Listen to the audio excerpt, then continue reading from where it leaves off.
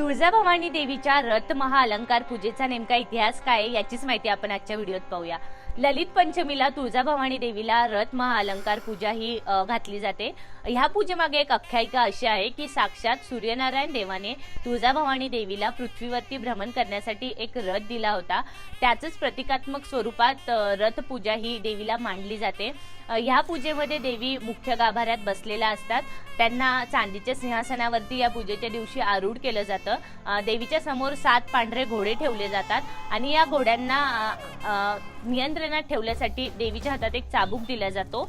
यंदा देवीला या पूजेच्या दिवशी सुंदर असा हिरव्या रंगाचा शालू नेसवलेला आहे आणि ही सुरेख अशी रथ पूजा मांडण्यात आलेली आहे। या महारथ अलंकार पूजेच्या निमित्ताने आपल्याला देवीचं एक अनोखं रूप पाहायला मिळतं। तर मग हा महारथ अलंकार पूजेचा व्हिडिओ तुम्हाला कसा वाटला ते कमेंट करून सांगा आणि तुळजापूरचे आणखी कोणकोणते व्हिडिओ तुम्हाला पाहायला आवडतील ते सुद्धा सांगा।